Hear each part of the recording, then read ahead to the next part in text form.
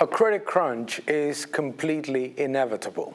If there's one lesson that we have learned from previous crises is that normalization of monetary policy cannot fall only on the back of the private sector.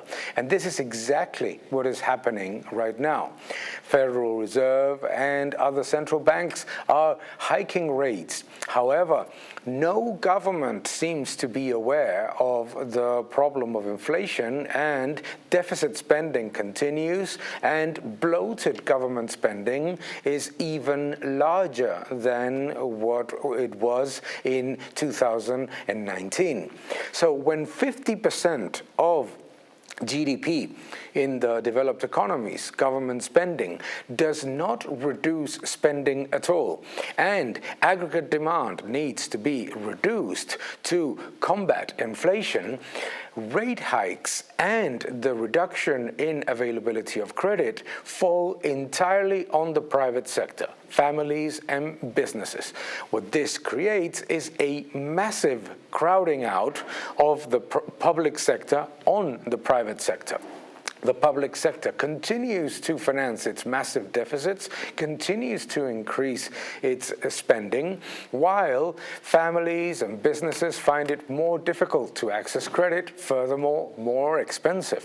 So, if you look at it from the real perspective, on the one hand, it makes it more difficult for central banks to combat inflation because one of the largest economic agents is simply refusing to reduce its demand of new monetary units that have been issued, and on the other hand, the entirety of the burden falls on the productive sector.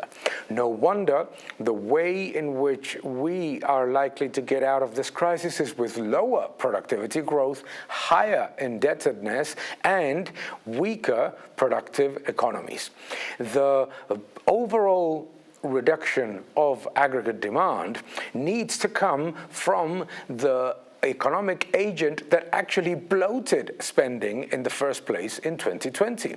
So think about this. On the way in, monetary policy made government spending rise massively, and in 2020 we saw governments simply ignore even the most aggressive view of budgetary process to spend like there's no tomorrow and monetize it all. Inflation goes through the roof, and once inflation goes through the roof, the way to combat it is to destroy the private sector ability to access credit and to destroy its ability to invest and consume more.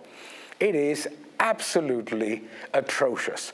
It just does not fall into any shape or form of what would be the logic of an economy.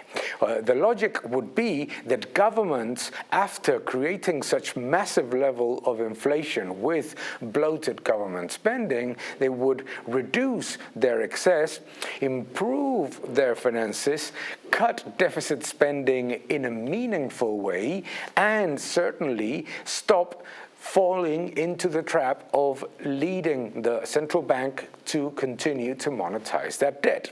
So now what happens is that the financing system needs to continue to finance those deficits of government and at the same time reduce the amount of credit in the economy. It's upside down economics. But if you think about it, what is happening is the gradual nationalization, the gradual stateism of the economy. Because what ultimately happens is that when they say that expansionary monetary policy must be implemented in order to combat deflation or improve the possibilities of the economy to strengthen, what happens is that government spending goes through the roof. Entirety of that government spending, or the vast majority, is fully monetized. The negative effect of that monetization, bubbles, inflation, and higher taxes come to the productive sector,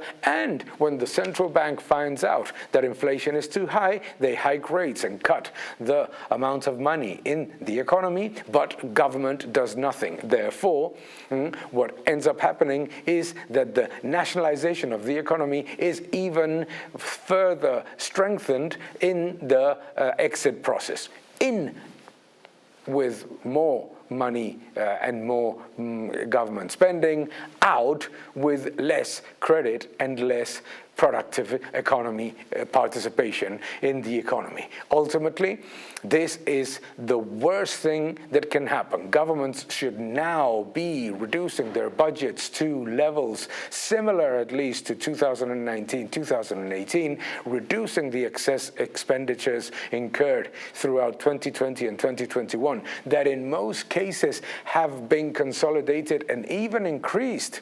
And governments should start cutting taxes and improving the access of the productive economy to investment and consumption, not the opposite.